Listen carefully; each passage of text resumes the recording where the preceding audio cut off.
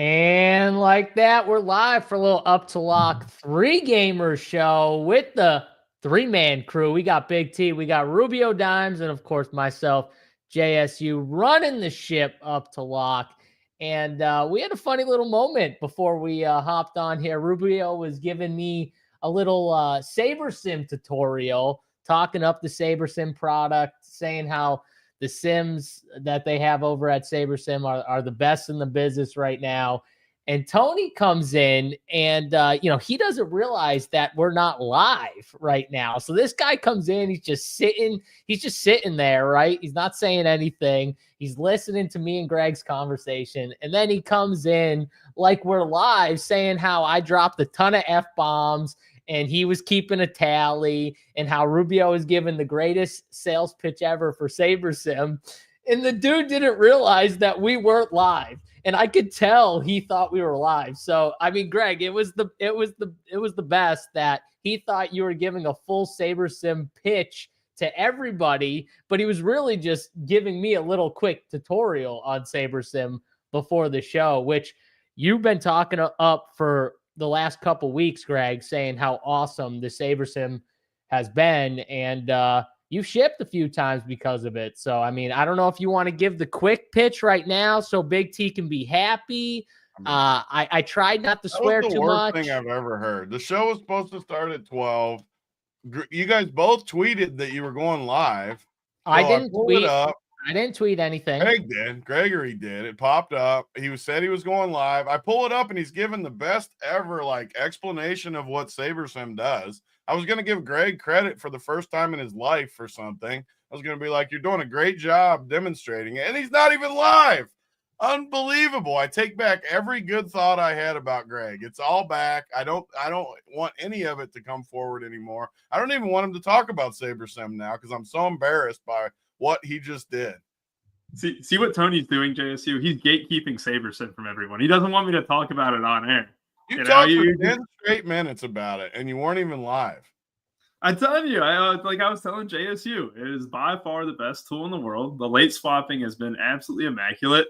And when you fully start to understand it, when you fully start to utilize all its features and stuff, it is crazy. And I've been over on FanDuel the last few days and stuff. The very first time I MME'd on FanDuel with Saber Sim, I won the damn thing on the 23rd. So and obviously the DraftKings last month, I should say, and stuff. But every time that you're running these sims and you're just using the Run Pure Sports projections, you get competitive teams. It feels I'll tell you this, using the optimizer and stuff. There was times I'd be drawing dead after the 8:00 games in the NBA. That's not the case right now, too. It actually feels amazing to play DFS when you're not just stuck in the muds on some slates and you always got a decent chance. So the Saber Sim, every time those contest sims are absolutely rocking right now with full force. I know I had a lot more to say to you, JSU, but we gotta keep the time down. We got 49 minutes before lock. Yeah, I mean, obviously Big T's trying to hide the fact that he thought we were live when we weren't, which is, I just think hilarious. I did think you were live. I'm not trying to hide it. I'm literally embarrassed that Greg was doing that good of a speech when he wasn't. I'm not hiding anything. I can't believe it. That was the best 10 minutes he's ever had on a show, and it wasn't even live. Oh, sorry. Maybe we can get that next time. We'll get it before recorded, and then we'll play it as a clip. He was using all those big words too, like immaculate and all the other things, trying to sound smart, and it was working. Yeah, it was definitely working for me. I mean, you were actually being nice back. You weren't being mean to him. You were giving nice answers. It was the best 10 minutes I ever heard, and I'm thoroughly embarrassed. I can't top it. That was too good. Normally, I will say I'm not as nice to Gregory behind the scenes. Yeah, you were very nice. You dropped 37 F-bombs in 8 minutes. I counted them. You know what it was, though? JSU, I'm trying to get a show together. I want to get a show for the people, so I'm messaging people and stuff like that. And I messaged Greg. Well, because I talked to you. Because I talked to you yesterday and I said something about it and you didn't really say anything back. And I know when you want to do something and when you just kind of don't say nothing. I know, okay, he probably doesn't want to do it. I was waiting for the call from the bullpen. I was sitting there you were also coughing up a lung yesterday. So I didn't want to make you do another show. And so, of course, I messaged Greg, and Greg responds to me in like 10 minutes. And of course it's, yep, let me just get this done. And then we can do an up to lock. And I was like, all right, whenever you want to do it, Greg. So yeah, that's what it was. Tony, I thought you were still sick. You didn't text me this morning. So I was like, maybe he's still not feeling great. You know, Rubio, I didn't want to bother him if he wasn't feeling good, you know. Yeah, like, you know, Tony, he called me the day after Christmas and stuff, and he just comes in immediately hot and all that. He's like, oh, man, you know, Saber Sim, blah, blah, blah. You know, he's talking about it and stuff. And who knows? You know, he's been cranky a little bit. We need to ease him in. You know, he's been sick, cranky. You know what can He fix has that? been cranky. I agree. He has been cranky. My favorite part of the whole early part was, though, I said JSU dropped 37 F-ball. He said, I didn't even cut. Didn't he, Greg? He said, I didn't even realize it. No, I'm serious. I didn't even realize it too. Like, slightly exaggerated, but definitely three F-bombs talking about LeBron. There was a lot of them in a short sequence. And he's like, if I said the F-bomb multiple times, I literally didn't notice it. So they were just like coming out like that. See, you that's were talking about how my voice is different. Your voice was just normal. It was like casual, just like sitting back, like just normal conversation. They were flowing. See, Tony, can I just say one thing? That's how you know it's authentic, though. When you don't even realize you're just like flinging them in there, you know what I mean? That's when you know it's real. I'm not like doing it just to do it. It's authentic. It's me. I can't change it. Like, sorry. I mean, I'll never be on any you know, show that, you know, is censored like that because of my F-bombs. But, you know, whatever. I'll stay here and we'll do these shows and I can swear what I want to. So it's fine. But people want us to talk some football, and that's what we're going to do here. 3 gamers. We got 45 minutes till the first game locks on a 3-game slate here Saturday. And kind of the worst, I mean, in my opinion, the worst of the 3 games probably locks first. But we're going to go position by position like we normally do on the show. We're going to start with quarterbacks here. And I know Greg is going to talk more about the site that we will not name. And me and Tony probably will stick to more of the DraftKings #DK partner here. But overall, guys, slate quarterbacks, we got Joe Burrow at the top, Bo Nix, number 2 at 6,200, Joe Burrow at 7,200, Kyler Murray at 6K, Herbert at 5,900, Drake May 5,800, and Matthew Stafford at 5,700 to round out the quarterbacks here. And I feel like this is one of the easier quarterback slates that we have for like a small 3-gamer where it's like, I think there's 2 quarterbacks that are the clear plays, and I think the rest of them just aren't as good. And to me, it's just Joe Burrow and Bo Nix. And I'm assuming they're going to be 2 of the more higher owned quarterbacks on the entire slate, but I just don't care. I think that is the one game that I see going over the total. I actually see these other 2 games probably going under the total. And I think it's more back and forth there in that game. So, and both quarterbacks do have, you know, some, you know, even though Joe Burrow doesn't run a ton, he can if he needs to. Bo Nix definitely has some rushing upside. So, Rubio, that's kind of where I'm at with quarterback. I'm trying to make it as simple as possible on this 3-game slate. And I just don't see it with some of these other guys. Like Kyler Murray seems like he's in a good spot. You know, and he'd be third. Like if I had to rank him, he might be third, but he's been bad and he's been really bad down the stretch.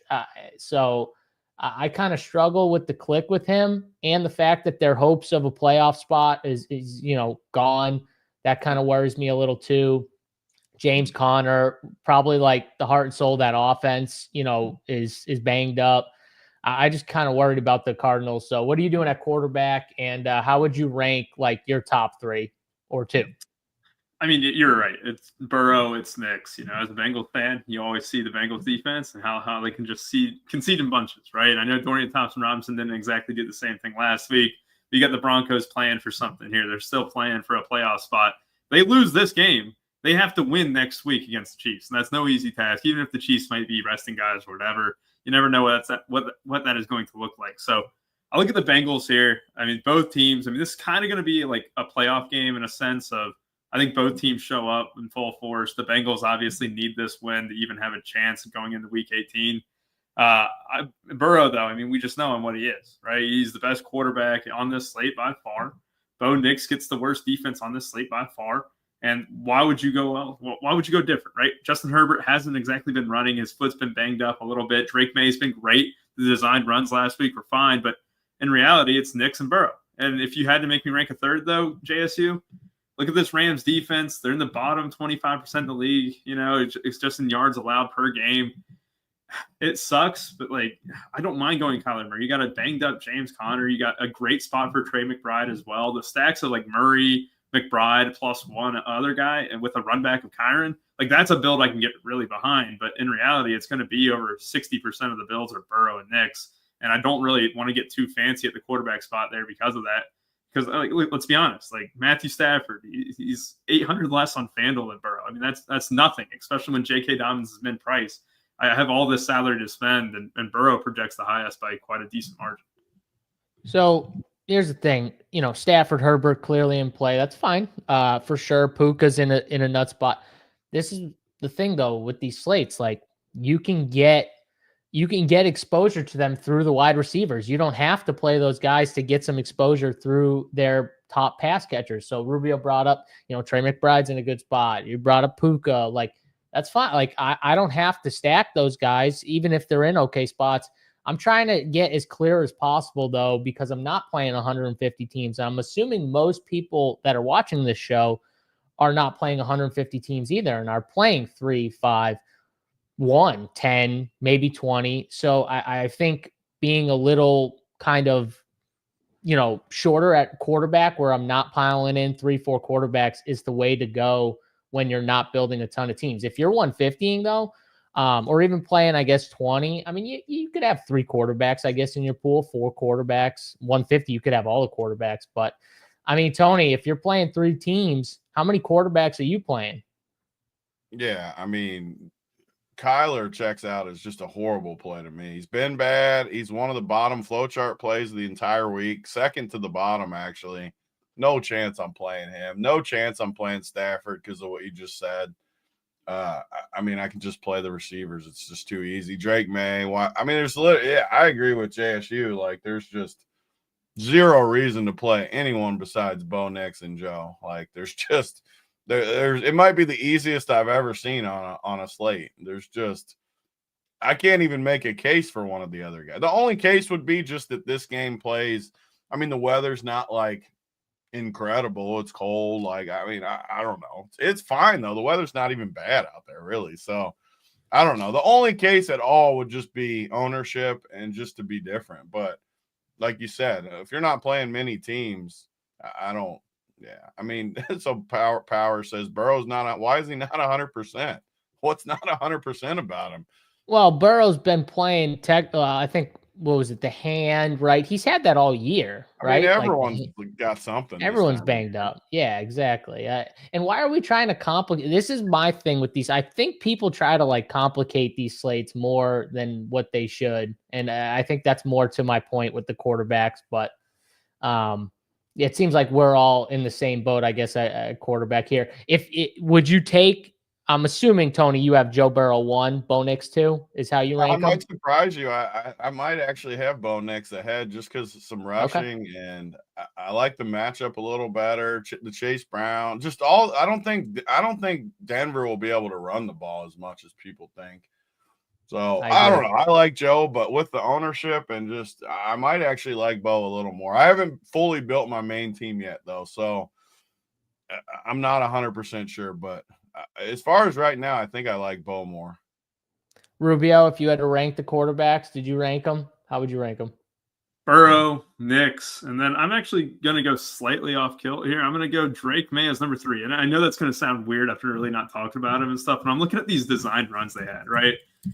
Gerard Mayo said, I don't really want to get him hurt or whatever like that. And then last week, you see what they did with him. And I think it's going to go really under the radar. He had 6 carries for 30 yards. And you just look at what he's done throughout the season. He only has 1 game under 20 yards rushing, since his third start or second start, I should say. So I don't know. I know he's going to be completely off the board, but I'm looking at this Chargers defense. Their secondary has been in shambles.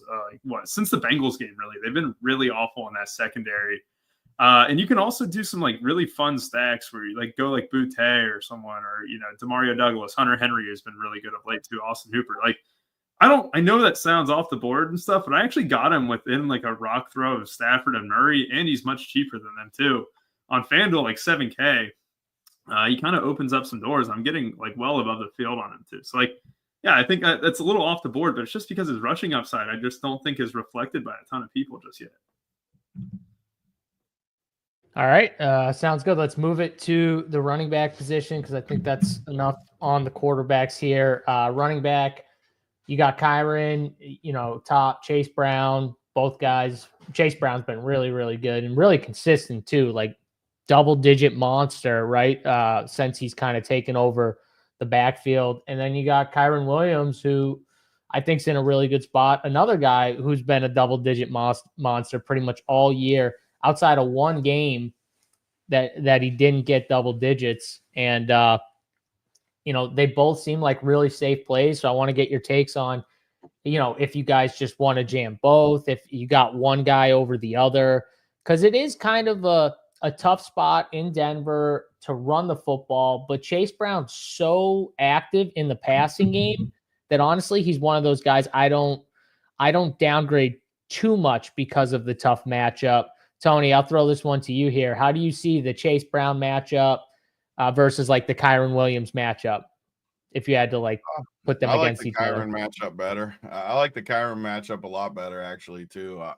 They have to win. I think Arizona's done. I think Kyron is way better. I don't love the Chase Brown matchup. I love the volume for sure. I definitely love the volume, and with salary, we'll see where it ends up, but I don't know if I'll get to Chase Brown just because of the receivers that I want to play and stuff like that. So I think Chase Brown's a good play. I'm going to choose Kyron in that because I don't think I'll play both of them hardly at all, just with the way salaries line up. And then you got just some dust balls that I think check out somewhat good as far as just the matchups and stuff where Javonte, I mean, these Broncos guys are going to check out good, even though I don't think they're good. They are like Javonte 5,400. McLaughlin, even if you think they're going to be playing from behind, I think McLaughlin's pretty solid at 4,700. And then let me pull up the prices. So you said Dobbins. I thought so. What is the min price on FanDuel? Yep. Yeah. Okay. I don't like Dobbins as much, but he's okay at 5,800. You're just going to have to save. And then the New England guys, I think Antonio Gibson's a pretty solid play at 5,200, especially if the Chargers are winning. And just this time of year, you got to think they want to just kind of get to the finish line themselves too, with Ramondre not have anything crazy happen. So I like Antonio Gibson, but it's probably going to be Kyron plus whatever hits in that other spot for me. I don't really see myself getting to Chase Brown all that much. In game stacks, I will, where I'll definitely have, like, I think I got 3 teams today. I'll definitely have one game stack where I'll play Chase over Kyron, but only on that team. Yeah, and I just want to hit this question here. Do y'all have core plays? We do on the site, runpuresports.com, RPS 15. If you want 15% off, we got the core plays for the 3-gamer, the showdown core plays for all 3 games. Big T's got his player pool up, I'm sure, or about to be up if it's not up already. I got my 3-max sheet. I know Rubio had the showdown playbooks. He was getting those dialed up before the show. So, yeah, we got all the content. If you want to sign up, RPS 15. Hit that like button, too, on the video. Rubio, first question to you with the Kyron Williams, Chase Brown. If you had to choose one, who you going with? And then what are you doing with J.K. Dobbins? Because I know you're playing more on the other site, and he is 4K. Yeah, the J.K. Dobbins misprice on FanDuel was one of those things. We had Scotty Barnes in NBA a couple of weeks ago. He was 3,500 there too. And you kind of get a similar feel that projected ownership is incredibly high. It's above 80%. My thing is this, like, J.K. Dobbins playing in a must-win game for the Chargers. If they win this one, that puts them in a great position to potentially avoid the Ravens or Bills in the playoffs. So, like, it's not like they're going to be taking their foot off the pedal. I mean, I don't even think they have clinched out, I'm pretty sure, right? Or they've officially clinched. They have not. That's right. Because if the Broncos win out, and then you could have some situation where they fall to 7. So I mean, it's like a must-win for them, right? And like if Dobbins is healthy, if he's active on the field, which he is, like you just got to click him at 4K. I mean, that's $3K too cheap on a slate that's only 3 games too. And you look outside of those guys, right? Like Chase Brown, Kyron Williams, and then there's another drop off here. It's James Conner. There was talk about him too. Like James Conner, he didn't finish the game last time out. It is noted that he is not 100%. This is not a bad spot for him by any means, but it just puts him in a tier below Chase Brown and Kyron. And then to answer your question, JSU, Kyron's my number 1. Like you just look at Arizona's rushing stats too, like their defense wise, like they are really weak against the run. I think they are like 23rd in the league or 22nd in the league just against rushing yards per game. And that doesn't include over the last few weeks where, let's be honest, I mean, they just got knocked out of the playoffs too. They're going to be a little bit dejected in a sense. The Rams team total is incredibly healthy. And not to say that Chase Brown's isn't, but you compare the Cardinals defense with the Broncos defense. Well, the Broncos are 5th against the run of the league in yards per game allowed. And the one thing for Chase Brown in this game, not only volume, we all know he gets volume. That's no question about it. But it's also his ability to pass, get involved in the passing game. And I think the Broncos are like in the bottom 5 in terms of allowing catches to running backs in the league. So I know that's like a really nitpicky stat, but that goes into a guy who's very good, especially on PPR sites like DraftKings and stuff, where he can get there with volume. And Tony brought up Jaleel McLaughlin, which is kind of a fun one too. Like that's one of those things where their running game is so bad. And this is why you like Bo Nix, right? Like their running game is arguably the worst in the NFL. And the fact that Javonte Williams keeps getting carries to slam it into the back of the lineman is just crazy to me. And you have Audric Estime who actually look good. Like it's a 3-headed monster there. Like I don't want to touch a single guy in that backfield. Javonte Williams had 7 catches last week. Cool. Like I know Jaleel McLaughlin was out and now he's back, but at the same time, like I don't want to mess with any of those guys. And then I think like the last guy I got to touch on, like Ramondre Stevenson, give me Antonio Gibson straight up today. I know he's like projected less by 3 points or whatever, but Gibson's good. Stevenson has not been good. And that's just something that I just want to take into account. 5,300 on FanDuel for Gibson. He's not going to be owned at all because all that ownership, especially down low, is going to just gravitate toward one guy, and that's J.K. Dobbins, who I'm probably just going to have to lock JSU. I get 96.4% first run. Yeah, I'm with you guys on Kyron over Chase if I had to rank them for sure. And then the Antonio Gibson one, I didn't know that both you guys were kind of on the same page as me. I thought that was going to be a little different take, but they already talked too about, kind of possibly getting him a little more work with Stevenson's struggles and stuff like that. And he's not going to get owned either is the good part. So if you hit the right script, and I mean, who knows? Stevenson goes out there, he fumbles again early, which I mean, he's had some fumbling issues they haven't liked. I mean, it could be Antonio Gibson for a lot of this game. So I think he's got paths to where he's a pretty good play, and he's only 5,200 in a range that I don't like love running back either. Like you said, like the Denver guys, there's 3 of them. If there was only one, I would love the Denver guys, or like if there was a clear one and then like everyone else. But with Jaleel, Estime getting like the rushing early down sometimes, and then Jaleel and Javonte getting the pass catching duties and stuff like that. I wish there was just one of those guys. You know what I mean? Because I'd want the one with the pass catching upside, because this is a good trailing script type of a game, I think, for one of those guys to crush. But when there's 2, it's hard for me because I'm going to be just so tilted when I play Javonte and Jaleel's out there for more of the third down work or something like that. So I think it's a tougher situation to kind of peg. But again, if you're playing a ton of lineups, I could see, getting a decent amount of exposure on DK and just hoping that one of them kind of pass catches the volume up on DraftKings, which, can get you there, I guess. But I'm probably not going to do it here. And the Cardinals situation, I mean, the coach talked about it. He said both Trey Benson and James Conner were like kind of up in the air. So, it could be one of them. It could be both of them. Who knows? They both might be limited. I just don't know what that situation. You're paying $7,400 for James Conner. Like if he wasn't banged up, okay, but banged up, I struggle to see that. But I'm assuming his ownership's going to be down because of that. I mean, what's James Conner's ownership looking like right now, Tony? Do you know? I got him at 20 something, 25. Okay. That's not I don't bad, see I how you guess. can play James Conner though. Like, Yeah. man, I don't, especially at that ownership. I see no scenario of playing him whatsoever.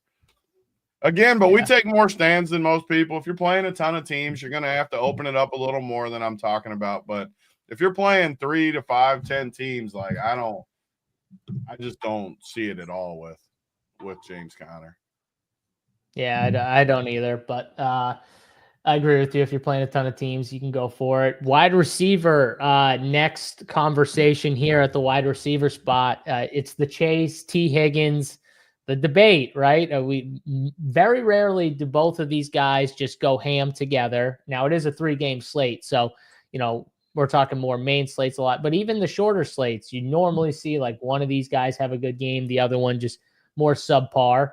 8,400, 6,900 for these guys. So the debates here, if you guys have Chase or T. Higgins, I am slightly, and I hate playing T. Higgins, but I do feel like this is a T. Higgins spot. If there is one, it's this one here.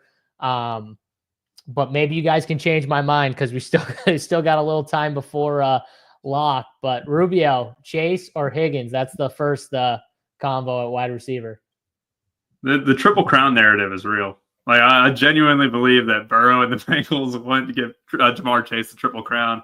And I do think Jamar Chase also wants it really badly for the contract issue. The fact that the Bengals didn't give him a contract at the beginning of the season was already a joke. Then you go out and win the Triple Crown, you just dunk on him like that. And I say this as a Bengals fan. Like, I genuinely think that they're going to force feed him and make sure that he gets the Triple Crown this season. And look, Surtain matchup scares me, JSU. I'm not going to sit here and say, oh man, Surtain's going to not be a factor for Chase. But Zach Taylor does such a good job at moving Jamar Chase around that line of scrimmage to where I think he's going to get his volume no matter what, right? Like the yardage might be a struggle. I get that. But I think he's going to move all around the line of scrimmage. He's going to get balls behind the line of scrimmage. He's going to get it in the slot. Like, I'm not really worried about that, and I hope people are kind of off him for it because of Surtain. It doesn't seem like that's going to be the case, though. On FanDuel, he is projected to be the highest owned guy at the wide receiver position. But, yeah, I mean, I'm very high on just the Bengals in general. I'm also super high on Courtland Sutton. I just think that this Bengals defense, especially in the passing game, can be exposed by any quarterback with a decent arm. And we saw Russell Wilson, what was it, like 3 weeks ago, throw for almost like 400 yards, it felt like, against the Bengals. And I think Sutton's going to be primed for a huge day. I mean, it's easy to game stack that game. It's the most popular one between the Bengals and Broncos. Puka, next in line for me. And then it is actually Lad McConkey, I get a lot more of than I really want. Just because script-wise for McConkey is the only issue. Like, if you tell me that the Chargers jump out to a 14-point lead in the second half, how many times are they actually going to throw the ball? You look at Herbert's stats in the first half and second half this season, it's actually scary how different it is. Like, they are really good in first halves and really poor in second halves, and I think a lot of it has to do with Greg Roman being awful at times and taking his foot off the gas pedal. I mean, you saw it against the Bengals too. What was it, like 7 weeks ago or whatever? It's hard to believe it's been that long, but like Chargers jump out to a huge first half lead. Second half, they absolutely blow. And to me, like, that always scares me in a guy like McConkey. We haven't seen a full game from him, but I just feel like it's Greg Roman not really allowing his team to do that. Outside of that, JSU, I don't get a lot of I get some T. Higgins, Cooper Kupp, Quentin Johnston. I get like 13% of too, which is kind of gross, but it just goes you on FanDuel. It's really just a big six guys of, Jamar Chase, Sutton, Higgins, Kupp, Nakua, and McConkey. And then you can kind of move on. Because on FanDuel, you have J.K. Dobbins. Again, he is 4K.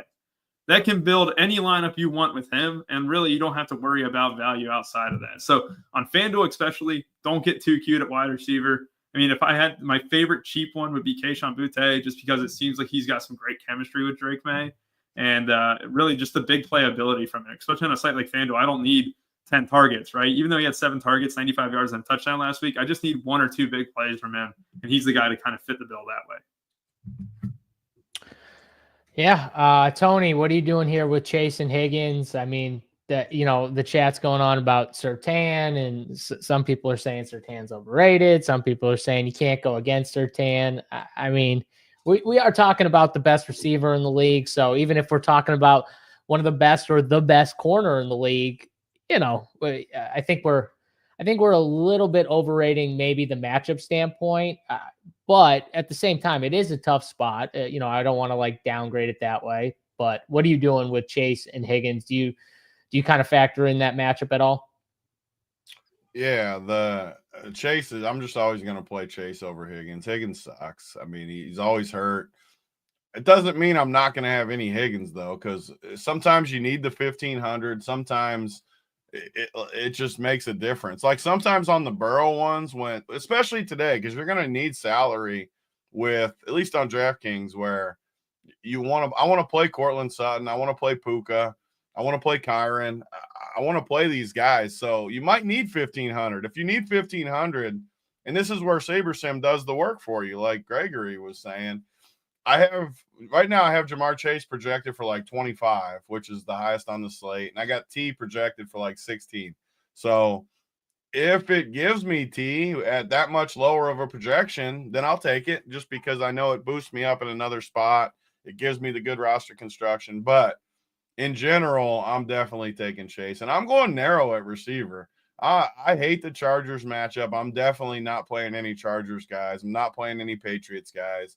I'm not playing any Cardinals guys. So 3 teams I'm punting. And the Rams, I'm only playing Puka. So at receiver, I'm basically just jamming the Bengals game. And with Puka, I want Puka too, just because I do love Puka today. But it makes it super simple for me because Sutton, I crank Sutton up pretty high. I don't mind any of the cheapies too. Mims, Vele, Yoshi, Troy Franklin. I'm okay with any of those guys as like complimentary punt type plays. Even the cheaper, like Franklin's not projected good. I'm still okay with Franklin on a slate like this. So I think receiver's very easy for me today. And I'm about to run my SaberSim and kind of see. And I'll get my cores up, and the rest of this stuff's up on the site for whoever's looking for it. Yeah, I'm with you on like the cheap Broncos guys too. Like I kind of like Mims, and I talked about this, but you can double dip with the Broncos D a little bit with your Mims team, and don't be afraid to even do that in your Burrow stacks. Like I kind of like the Mims play at 3,900. The routes run were up last week, and I think if he gets in that script, he's just outside of Sutton, he's like their big play receiver. Like those 2 guys are like the big play guys. I feel like Vile's more that short and intermediate type guy, but he could get there. And then Troy Franklin's just the complete wild card that, he's getting you either 2 or 12. There's no real like in between. The floors on these guys are tough, but I think Mims has like the highest ceiling of the 3 cheap guys. And I don't feel like the ownership's as crazy because I think all 3 of them are pulling a little bit, which is spreading it out. So I agree with you. If I had to rank them, though, just for the people, I'd go Mims, Vile, Franklin is how I'd rank them, just because I see Mims as more of a big play guy than the other 2 guys. But I'd be fine with playing 2 of them. I think you can easily double stack 2 of those guys with Bo Nix, and then, do the Tony build where you're paying up for Chase and Puka, right? Like you pay down for 2 of those receivers, you pay down for Bo Nix, and then you go Chase and put like that. You can easily make those type of teams. So, yeah, it's a good spot. Gibson starting, of course. Why? Of course. Let's announce that. Someone announced that. Rubio, did you see that? Yep, Underdog just tweeted it out, which, yeah, I mean, that was kind of the sentiment for a little bit here. Yeah. It's so late. I don't think people are going to react anyway, but like it's not late enough. There's still 20 minutes. It's not late. It's not late. We still got 18 minutes to lock. Yeah. Fuck. What does that do for you then? Because I liked him before, right? I was getting a little bit. Everyone's going to play him It's now. just everyone's going to like him now. It's annoying. So here's my thing what then. it is. Like, look, like how less is Ramondre going to play, right? I'm not trying to swing the pendulum. He might not play much at all now. You don't think? Like, I'm genuinely wondering, is it going to be Gibson's backfield to work with? Because if you truly believe that, like, I'm going to bump him way up. So, I mean, I think you should bump him way up. I like it. Rubio, I think what we're going to see is like, so just to give people like last game, he was pretty much 60-40 was the split in favor of Gibson, right? So in favor of Gibson, 60-40. I would have to, or 58-42, whatever it is. I would have to think we at least see that, right? So I would have to think at the minimum it's 60-40 Gibson. But I also agree with Tony. It could be higher. It could be 70-30. I would not be shocked if it was higher than that. So, and they really just gave Gibson a good, strong look. Do you think just flipping their projections could be the best practice right now? Yes. What Ramondre was 3 points higher, then go ahead and just give like so on FanDuel, I'm giving Gibson like 10.5, and I'm putting Stevenson at 7. I had him at 9 and 8 before, or I had Gibson at 9, but I'll give Gibson. I mean, that's what I kind of had anyways. So it's like, because I thought this was very possible. I just didn't think they were gonna announce it. Like I didn't think that was gonna actually be announced. So it's kind of stupid, but what are you gonna do? So yeah, I mean, I agree with you. I would just flip the projection. So anyone who's wondering, that's what I would do with that situation. Literally just give Gibson what Ramondre Stevenson's projection was, and give, just literally flip them. Okay. Back to receiver. Is there anyone else that we didn't talk about that you guys want to, bring up in the conversation of receiver? I mean, Marvin Harrison's price tag is super cheap. I think it's going to pull people in to his price tag, but he has done nothing. I mean, it is a good matchup, like against the Rams corners. It is a good spot, but 5,200, is that just pulling people in? Are we off the Marvin Harrison price tag? I know Tony said he didn't want any Cardinals. Rubio, what are you doing with Marvin Harrison? I think I've bet Marvin Harrison's overs like 6 straight weeks, and I just leave every time disappointed. And it's not even his fault half the time. It's Kyler Murray just not getting the rock, or it's just Gannon not really making him a focus point. Even when they said, we're going to make Marvin Harrison a focal point in this offense today, he only had like 1 target in the first quarter and stuff. Like, I'm just having a hard time believing it. Marvin Harrison, big Ohio State fan. Like, I genuinely believe he's going to be one of the best receivers. But right now, that offense for him right now, they just don't cater it to him. And it's going to be a McBride day. Harrison, I'm going to be under on. Yeah, and Tony, you said you're full fading all Arizona, right? So no receivers for you, I would assume. So, all right. I will say one other guy I will mention is Yoshi, just because of the tough matchup. I think he's another guy like people might kind of forget down there. I think people are going to play some Broncos. I would keep him in the pool. I'd kind of work him in with your Burrow doubles or triples because he is cheap enough. And like maybe a game like last week's game of 14 could hit the winner at his price tag. So I would keep someone like him in your pool. He's not a volume guy, so you probably need a touchdown with Yoshi. But you never know what can happen, and I think he's not a terrible spend down. I also think Demarcus Robinson, who's not going to get any ownership, he's always a touchdown threat. So he's another guy. I think he's better on more like the touchdown heavy sites, site we won't name, but I don't think he's terrible either, just because he plays a lot and they work him in the red zone a good amount, just because he's a go up and get it type receiver. You know what I mean? You can just throw it up to him. So I'll also throw his name in there. Let's go to tight end here. Trey McBride, the clear guy at the top. It literally goes Trey McBride and Hunter Henry are like the 2 highest owned probably. And then there's just the drop off. And you got guys like, Will Dissly, Tyler Higbee, Austin Hooper, Mike Gesicki, Colby Parkinson, who caught a touchdown. Was it oh no, he didn't caught a touchdown. Tyler Higbee caught the touchdown last game, but he's 3,300, Tyler Higbee. And Tony's boy, I'll just mention him, but Drew Samples down there, 2,500. Tony, 2,500 tight end. Are we tempted to play some Sample at 2,500? I won't lie, I thought about it. It's one of those things that I am tempted. It's just the Bengals are one of the worst teams against tight end, and I know Denver's the worst team for tight ends too. Like, so it's definitely not a spot that I ever play.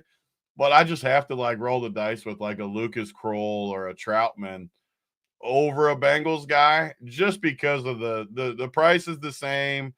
the volume has to be at least a little bit better for them. So while I don't like it, I'm still going to like Kroll and Troutman more in my cheap range.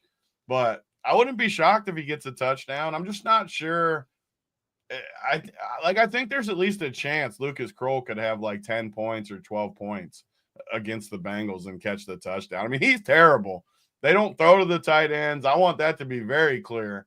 But this could be a slate where, I mean, if Trey McBride doesn't get like 20, there's a decent chance you just pay down. And if he gets 4 or 5, like that's good on this slate.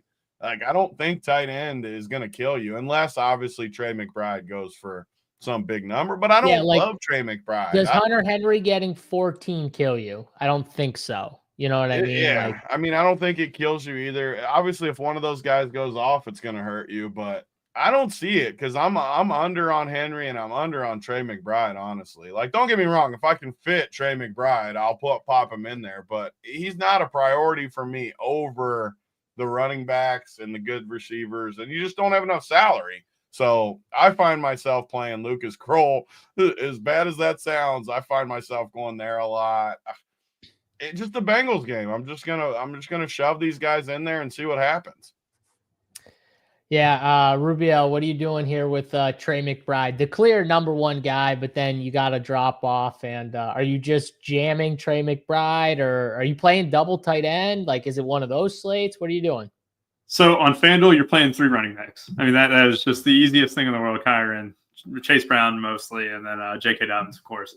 But I want to get to Big T's point about Lucas Kroll. You're going to love the showdown slate later on because you know, 3 weeks ago, Cowboys, Bengals, Monday Night Football, 2 punts. Tanner Hudson and Drew Sample were in the winner.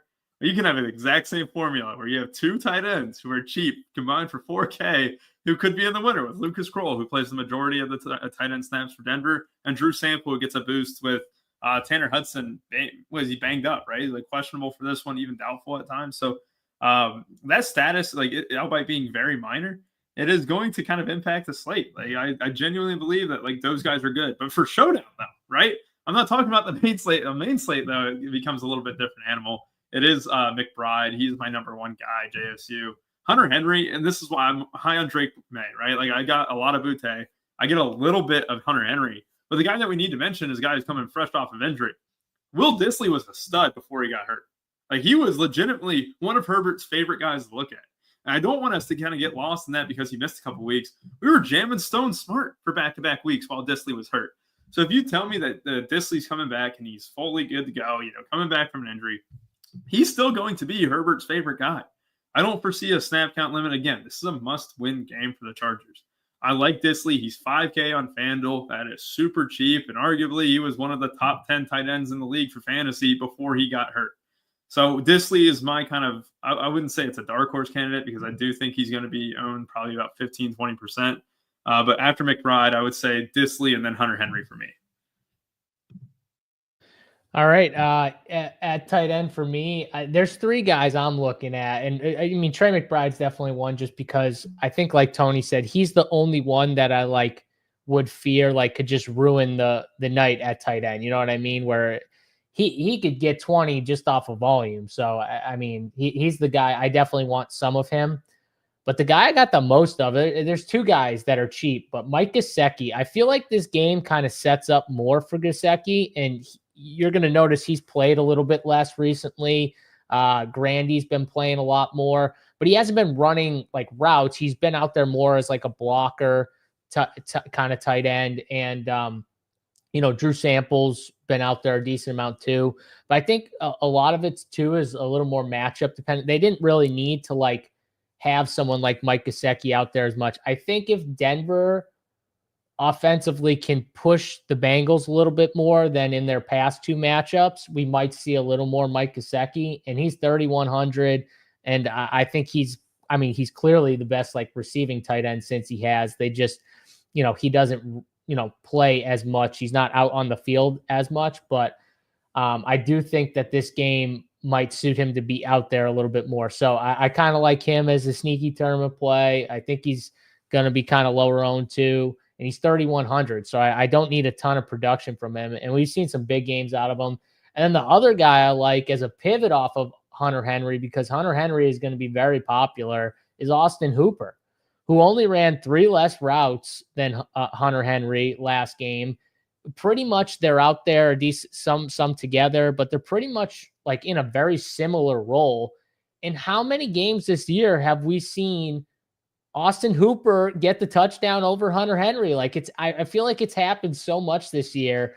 And I feel like they're honestly, I mean, Hunter Henry's definitely a little bit, he's faster, you know, he's definitely a little better at tight end, but like Austin Hooper in this offense, he's very similar in my opinion. Like their upside, honestly, maybe Hunter Henry's a little higher, but you know, if Austin Hooper, I could see him getting 14, 15 on this slate, and I could see that being optimal on this slate. You 3,100, 3,200 for 14, 15, and he's a pivot off of the chalk. So I kind of like Hooper here. I think if you're not playing Hunter Henry, I think he's a good pivot off of Hunter Henry and hope he steals some production and maybe gets in the end zone. So those are kind of my 3 tight ends. I can't play the Denver guys, even though I get what Tony's saying about the matchup and Kroll, and I can't do it. You know, I'm going to play Kroll, and then it's going to be Atkins, or it's going to be Troutman. Like it's going to be Troutman. It's going to be the guy I don't play. So Tony's braver than me for sure, playing one of those Denver tight ends. But I'm not that brave. He's 2,600. It's you're not like still it's brave. that crazy. I'll still say you're brave. But yeah, that's my tight end pool. It's those 3 guys. It's McBride, it's Gesicki, it's Hooper.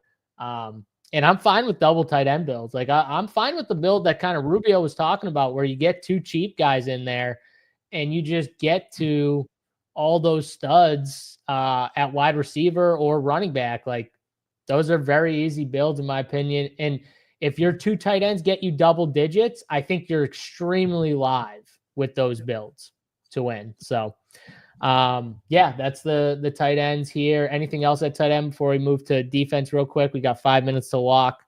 Nope. All right, let's go to defense. Boys, let's just give our favorite defenses here. I mean, top 2 or 3 if you want to. Obviously, a lot of us are playing Burrow or Nick, so I'm going to have Broncos and Bengals in my two of my 3 defenses. I think the third defense for me would probably be the Rams, just because I feel like that's the one game that I could see a blowout of all 3 of the games. I think that like the Patriots game, I don't know. I don't think it's a blowout. Like I think the Patriots kind of hang in there a little bit. I think the Bengals game, I don't think that's a blowout. I think it's more back and forth. I see the Rams as the one team on the slate that could blow out their opponent. So I'm going to keep them in my pool as well. Those are the 3 defenses for me: Broncos, Bengals, and Rams. Rubio, what do you got for defense here? My top on FanDuel, Rams at 37%, then Bengals, Patriots, and then Chargers are right there next to the Patriots as well. So basically the 3 teams that are the 2 teams, Rams and Bengals, who I just think, can make stuff happen. The Bengals have been very good at creating turnovers over the last few weeks. That's the only thing that matters. They can give up a bunch of points, but maybe they create a couple fumbles, maybe take one to the house. All right, Tony, top 2 or 3 defenses. So defense, I'm kind of just letting price dictate. If I can afford any of them, it's going to be the Chargers, but I don't love it. Honestly, I don't really need to spend up. I find myself just playing the Patriots when I need to, especially it kind of goes with Antonio Gibson too. But I'm okay with whatever, honestly. I'm not going to play the Bengals or Broncos, but the other 4, I'm not playing the Cardinals either, actually.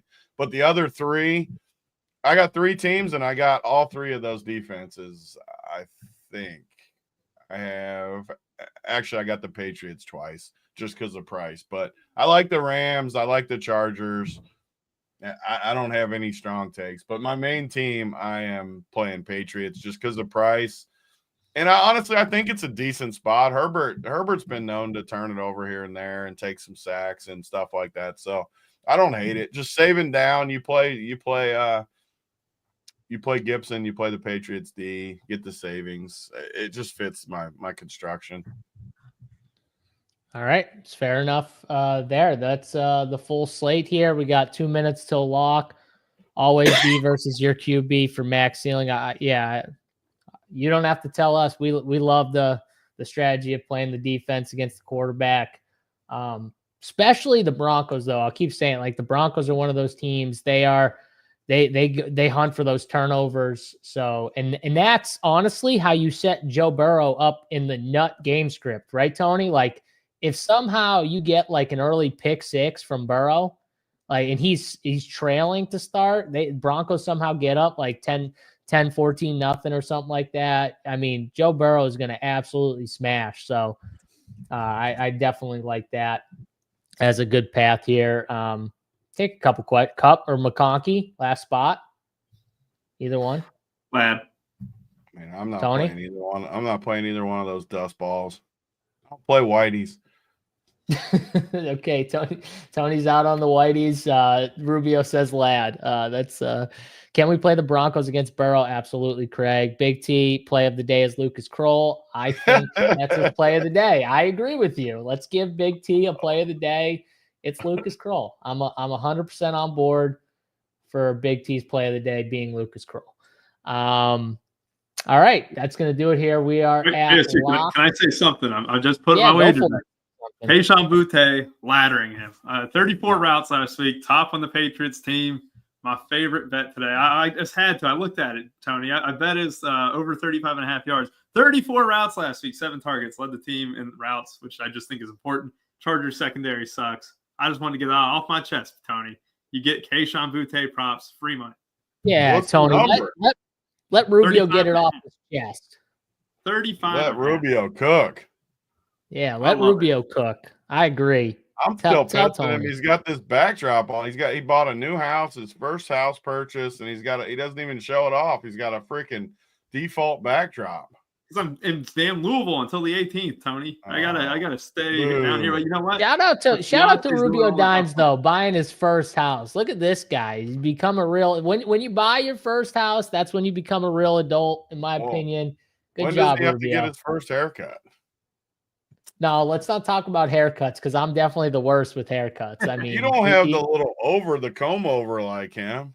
He's got the full comb over going. He can kind of pull it off though. Like my hair can't pull that off. I mean, he can pull it off a little bit. You're just being nice to him all day today. What happened to you being mean to him? Well, I just don't feel like it today. I don't know. I don't feel like it today. I just unbelievable. I feel like being nice to Rubio. I don't know. What do you want? What you want me to be mean to him? You normally yell at me when I'm mean to him. You don't like it when I'm mean to Greg. By the way, too, it's the dumbest thing ever that these games lock at 103 on the sports books, but on the DK fantasy app, they lock at 1. I will never understand that. It tilts me the most with MMA. Like that, it will never not tilt me the most that you can have it for the bets and you can't do it for DFS. It drives me insane. It just doesn't make sense, right? Like it's got to just be different technology, even though it seems like it's not. It just has to be. Yeah, it's got to be. It's got to be what it is. I'm sure they dedicate way more money towards obviously the because they can't be late with the bet side. The DFS, they just play it safe. So I get it. It's annoying. I agree. Very, very annoying. Just doesn't make. I just got done with those bets. The ladder at 102. You know, it felt nice to have a little bit of time though. I will give them credit.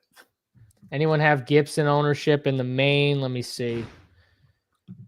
Oh, I went from 100% Dobbins to 88% Dobbins after the Gibson news. So that was an interesting change because of Gibson.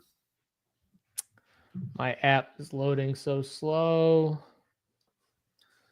God. On FanDuel, it doesn't give me a percentage yet. My app is literally loading so slow. Let me pull it up on my computer here. All right, the main on DraftKings here. He is 7%. Wow. 7%. Tony was right. Tony, I'll give Tony credit. He said it. He said it's not going to be enough time for people to update. Tony was right. I'll give him credit. What are you even talking about? Antonio Gibson's ownership. I didn't say that. You did. You said it's not even going to be enough for people to like react to it. You said No. that. Rubio, No. did he not say that? He didn't say that. He said it was too much time. What? Yeah, you're giving me You're credit. I hearing was the things opposite there. side. I thought people. Oh, you were the Well, opposite side? But to be fair, the projections didn't change. So like we were just. If I knew the projections weren't going to change, then I think you got to steal. All right, forget what I said. I'm not giving credit to Tony anymore. I don't want. See how I didn't take credit when I didn't want credit because I didn't deserve it. That's my fault right there. That's my fault. All right, we're going to get out of here. We got to watch some football games here. Good luck to everyone in their contest. We'll be back for the Morning Wood, 10 a.m. Eastern time. Greg will be back tonight, I think 9 p.m. Eastern time for their show, talking up the main slate for DraftKings. Until then, for Gregory, Big T, and myself, good luck in your 3-game contest. We're out of here.